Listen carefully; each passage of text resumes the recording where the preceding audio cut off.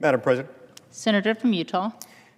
Madam President, it's disappointing that when we take a look at something that is controversial like abortion, we peel it back a layer further, we make it non-controversial by making the discussion about something that most Americans, the overwhelming majority of Americans, agree about, which is regardless of how you feel about abortion, you don't necessarily want your government taking your taxpayer dollars and the taxpayer dollars of a whole lot of people who have very strong feelings against abortion and using that to fund organizations that either perform abortions or that engage in promoting or lobbying or counseling or referring in order to encourage abortions. The overwhelming majority of Americans don't want that, regardless of how they feel about life. This shouldn't be a controversial issue. It's a non sequitur.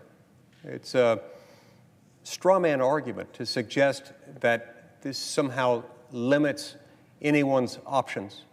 It doesn't. In fact, it expands options of individuals by saying, we're not going to take your money at the point of a gun, which is what governments do at the end of the day when they take money, in order to spend it on something that, depending on how you phrase the question and which pollster you're talking to, is either a sizable majority or a bare majority of Americans who find that morally problematic.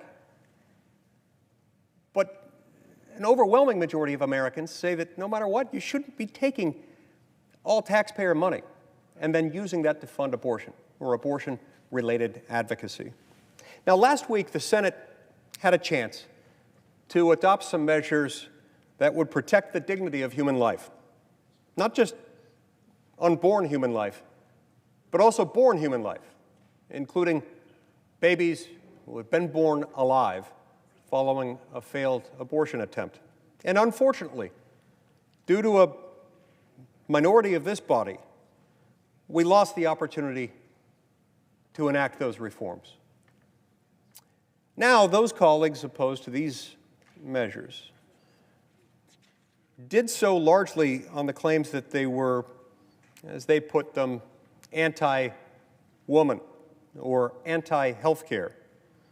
They claimed somehow that these measures interfered with what should be considered personal, the personal nature of health care between women and their doctors.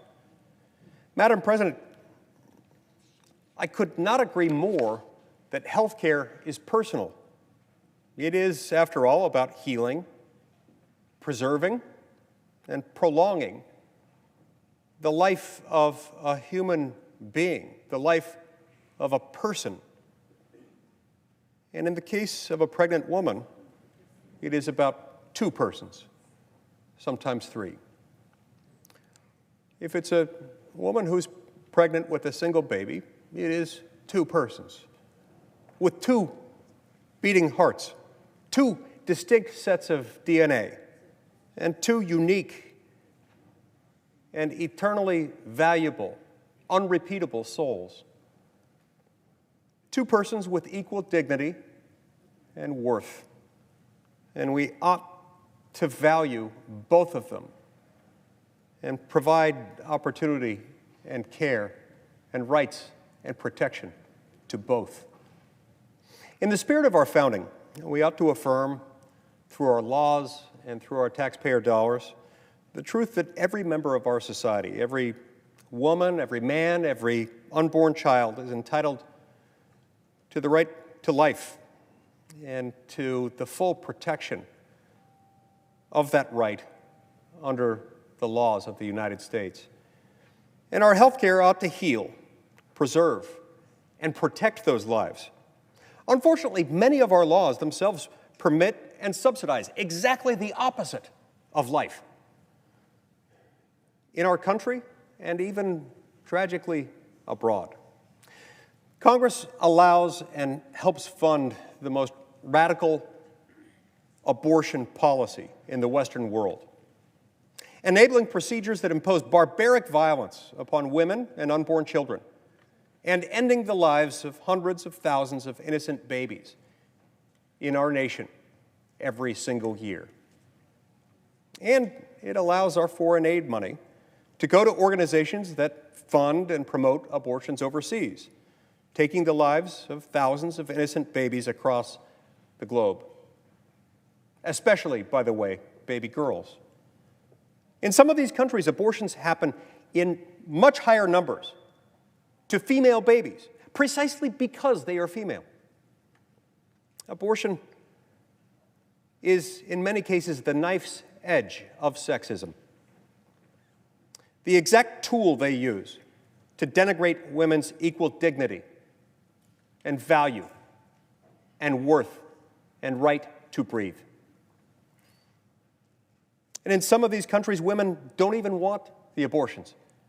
In some cases, these organizations force their own so-called enlightened values on them, pressuring these women to take their own children's lives, whether they really want to or not. This form of cultural imperialism is not pro-woman.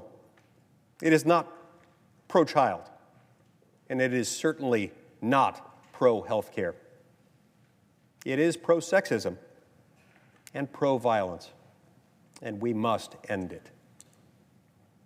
Today we can, through the passage of the Protecting Life in Foreign Assistance Act. This bill would permanently stop the use of our foreign aid money from funding or promoting abortions overseas.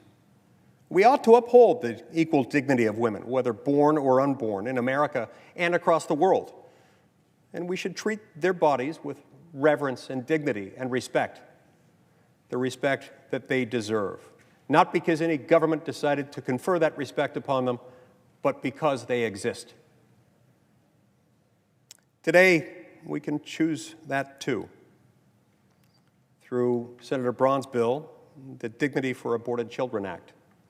That measure, as Senator Braun has explained, will ensure that aborted children's bodies are not treated simply as medical waste to be crudely disposed of, but that they should instead receive a proper burial or cremation, just as we accord to all other human beings. Madam President, we ought to support and value women and babies everywhere. In our laws and through our lives, we ought to uphold the dignity of each and every human person, regardless of race, sex, appearance, abilities, or age. The measures before us today, those that I've outlined and those that have been proposed by Senator Braun, do just that, and we should support them. For the very same reasons that we should pass them, and they shouldn't be objectionable. It's tragic that they've drawn an objection today. It's tragic that any American, much less any member of the United States Senate, which calls itself the world's greatest deliberative legislative body, would object to these measures.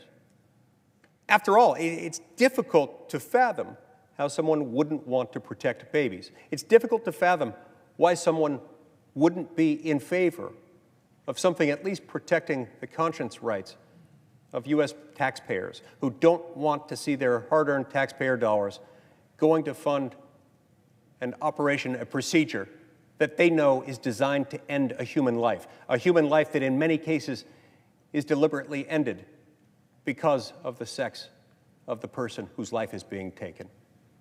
This is tragic, it's unacceptable, and it shouldn't happen. Not here, not on this soil, not on our watch. We're not going to give up. The fact that we've endured these setbacks today, the fact that these well-conceived, non-objectionable pieces of legislation have drawn an objection today doesn't mean this issue is going to go away. And it sure doesn't mean these proposals are going to go away. Thank you, Madam President. I yield the floor.